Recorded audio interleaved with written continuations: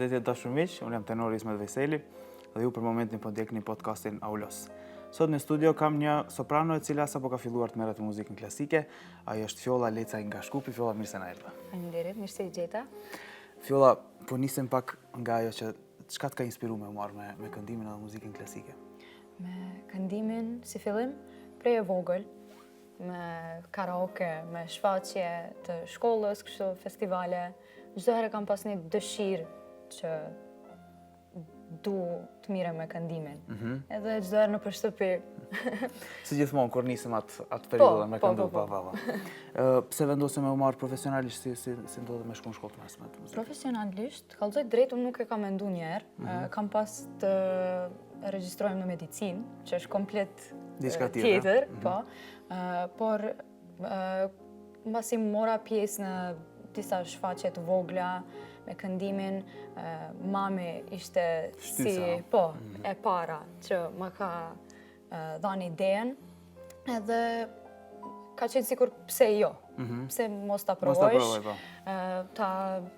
ta ushtrojsh zërin, edhe si ke kalu në shkollë të mesme të muzikës? Në shkollë të mesme të muzikës? Si e kujton atë periudhë, se sa shumë larg. Po.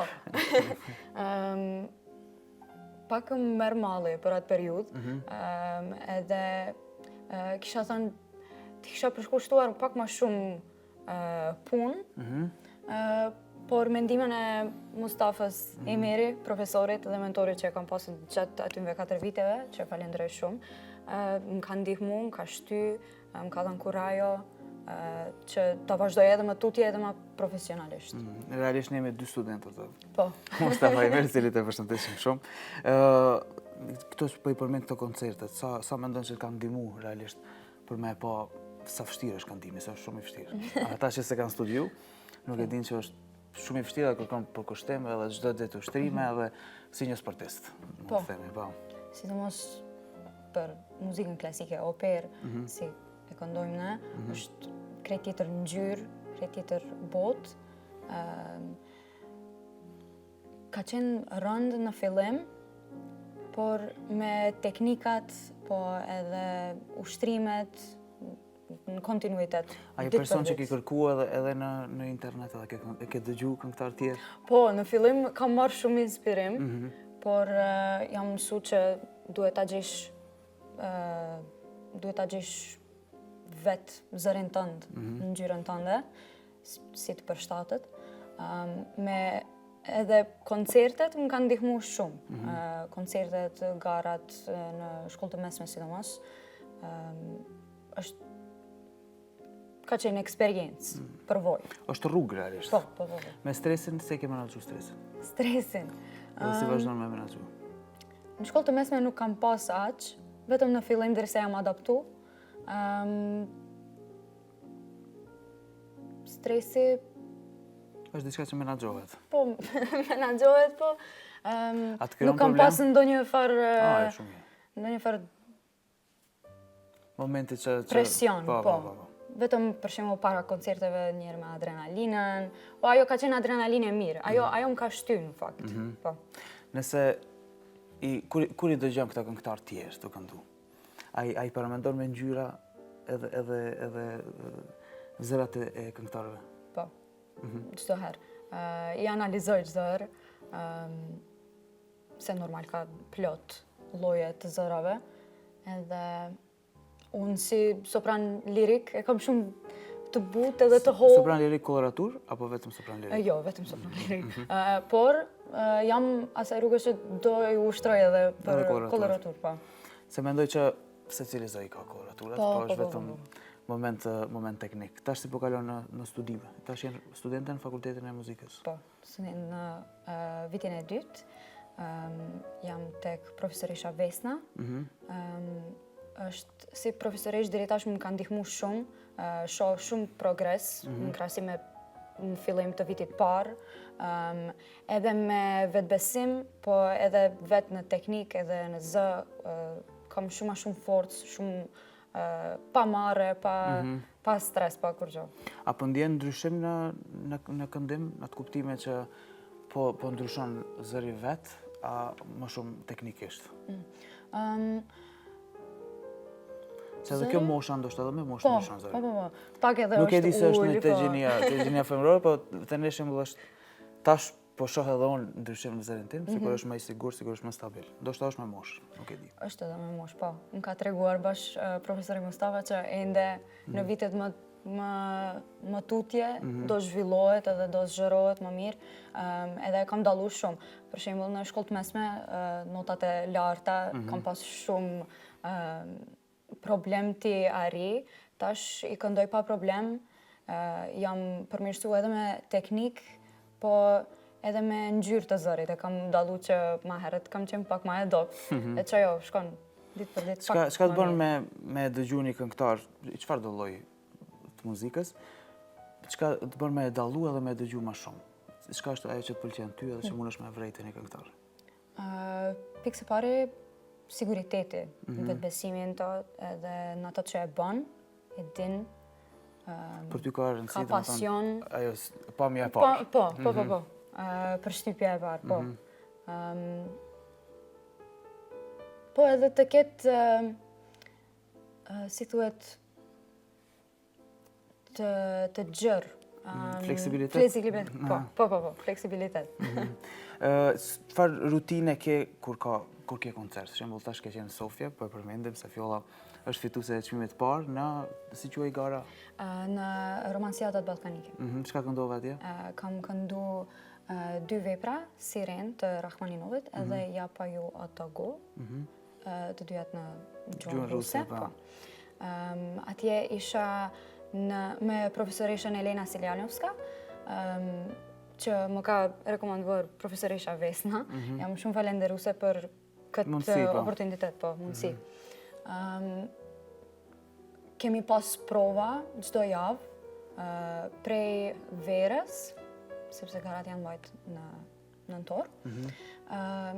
Kemi pas me kontinuitet gara, prova, më falni, edhe pak para koncertit, normal, nxeja e zërit, me ujë, me çaj, për ditë. Me atë adrenalinën para se me arë momentin me dalë në skenë. Elena Siljanovska është pianiste në operën e baletin e Shkupit. Sa mendon që të ka ndihmu muzikalisht Elena, jo vetëm Elena, po gjithë pianistët që ke punu deri tani?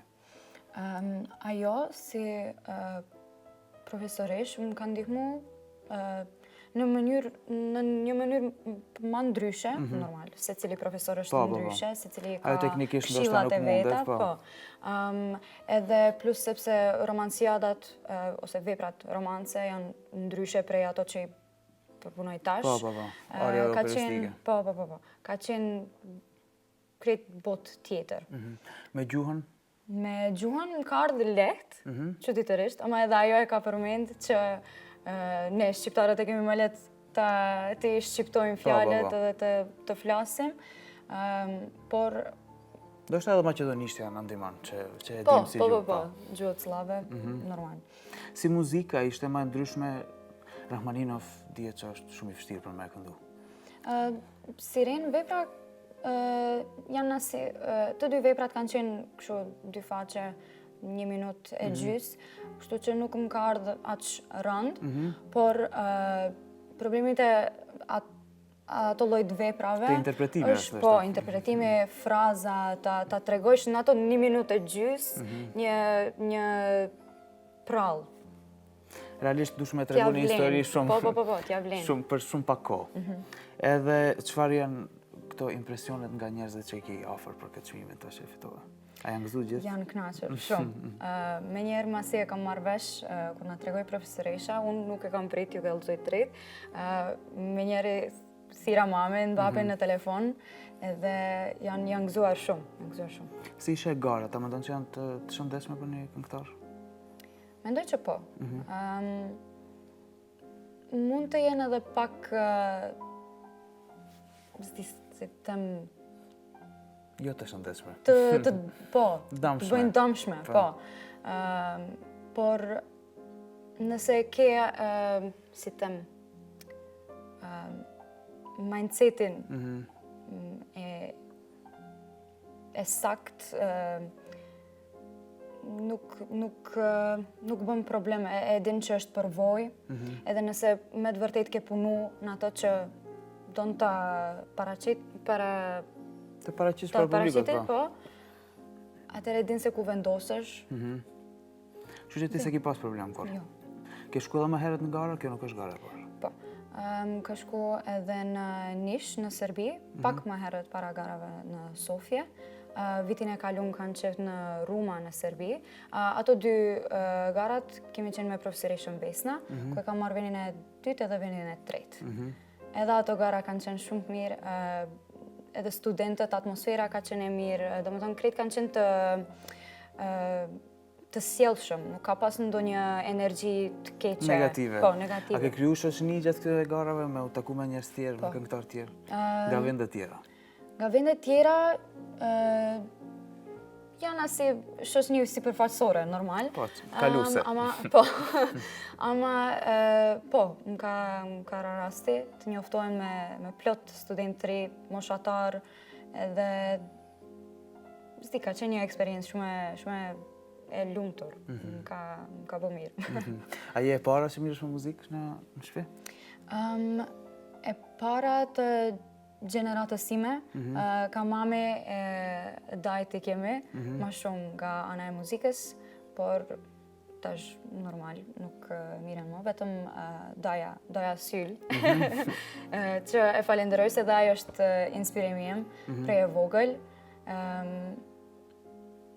Po, aqë. Të me thënë, nuk kemi pasë shumë njohurit muzikës. Sa mendon që talenti kryen punë në muzikë, edhe sa mendon që puna kryen punë në muzikë? Talenti nuk shkon pa punë. Çdo herë e mendoj ata. Si e vogël, mame, kur të kjo, shumë je talentuar, o talenti jem, falenderoj që ma ka dhënë atë motivim, edhe ato fjalë të mira, por e kom pa që pa punë nuk zhvillohet asnjëherë.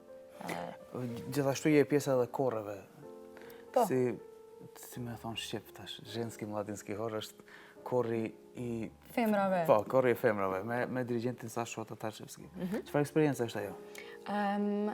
Unë kom hyrë te ai korri që i bëjmë në MKC, në kulturën, në qendrën kulturore, po, të rinjve. Kam hyrë në fillim të vitit parë. Në tonë kam boll eksperiencë aty. Kemi marrë pjesë në plot gara, po edhe në prova. Do me thonë, më ka dhënë një pamje të re, si është punojsh në grup, edhe vajzat janë shumë të mira, shoqërohemi gjithë, profesori është i përkushtueshëm në një nga dirigentët më të mirë. Po, është shumë i mirë. Që njeh korrin se këndimi koral dallon shumë nga. Po. Nga këndimi. Është shumë ndryshe. Solo, po. Dallohen ndonjëherë edhe solo këngëtarët prej korreve. A kemi qenë edhe në gara me këtë korr? Po, kemi qenë në plot gara. Jeni kthyer gjithmonë me çmimet para. Sa e di, po. Super. Është kështu një histori shumë interesante e këtij korri, po. Kemi qenë në garat herën e fundit që morëm vendin e parë, ose si thuhet Grand Prix, në Ballçik, në Bullgari. Ajo ka qenë eksperiencë shumë e mirë, jam kënaqur. A kishte edhe korre tjera? Ka pas po, edhe korra prej Çekisë, prej Slovenisë e di, prej Serbisë, edhe të Bullgarisë. Do të thonë krejt Europa, po, realisht. A vazhdon me qenë ende pjesë e korrit? Po, ende jam pjesë edhe du të vazhdoj urojmë që keme qenë pjesë. Faleminderit. Cilat janë planet tash për të ardhmen, përveç që keme studiu, keme kry, Po. çka mendon me vazhdu pas studimeve? Pas studimeve? A mendon me mbet në Maqedoni? Çdo herë mendoj që është më mirë jashtë të i vazhdoj studimet, por tani për tani jam e fokusuar fakultetin ta mbaroj, po me përfundu, me sukses të mirë, magjistraturën, çdo herë kisha pas dëshirë diku jashtë. Vazhdo të që është eksperiencë e re, ata kam qef çdo herë të mire me njerëz të ri, të provosh gjërat e reja. Të provoj gjërat e reja. Apo i ndjek koncertet që janë këtu në Maqedoni, koncertet koncertet klasike, dhe sa mendon që kemi publik për këto koncerte? Unë mendoj që nuk kemi mjaft, çdo herë nuk është mjaft, por në krahasim me kushtet, po mendoj krahasim me kushtet që i kanë jashtë edhe këtu, mendoj që po zhvillohet pak a shumë. Ma përpara ka qenë më dobët, po. Por mendoj që është duke unë normalizu. Muzika klasike. Po. Ka qenë më si temë elit. Po, njerëz aristokrat. Po. Që realisht nuk është ashtu. Se muzika klasike është për gjithë. Edhe bëjmë apel. Që me u dëgju më shumë muzika klasike. Sa mendon që ne si artisti ofrojmë publikës muzikë të mirë? Ne si artist, mendoj që vetëm nëse paraqesim punë të mirë, vepra të mira, është mjaftueshëm. Po, mjaftueshëm, me pasion, me dëshirë, me mund, ta dinë tjerët se sa kohë kemi përkushtuar. Por ata që se dinë është një jetë e tërë. Çdo ditë e njëjta gjë, e njëjti ushtrim, e njëjta vokalizë për me arrit teknikisht atë që e dëshiron. Edhe mendoj që është profesioni një prej më të vështirëve sepse pas gjithë asaj pune, ndoshta një vjeçare ti ke punu edhe verës për me shku në koncert në garë në Sofi dhe pastaj janë vetëm 3 minuta në pyetje. Edhe ti ndoshta dështon atë 3 minuta. Ajo është pak vështirë. Ata që se dinë, me vërtet është profesion i vështirë. Pas kujdes, po. Cili kishme qenë mesazhi për të rinj që e dojnë muzikën edhe ndoshta të shohin sot në televizion edhe kanë dëshirë me vazhdu me marrë muzikë? Për të rinjt që do të vazhdojnë, vetëm të punojnë, mos ta lajnë anash punën, sepse kjo shkon vetëm me kontinuitet. Nëse një herë, 2 herë, 3 herë e ndërprerën, ajo vetëm kthehet prapë në hapën e parë. Të jetë me kontinuitet puna, me dëshirë, se nuk shkon me zor. Fjolla, të falenderoj shumë që ishe pjesë edhe të uroj sukseset e krejt botës. Faleminderit shumë. Dashur miq, ky ishte podcasti Aulos, unë jam Tenor Ismet Veseli, kurse në studio kishim sopranon Fjolla Lecaj e deri herës tjetër, mirupafshim. Thank you.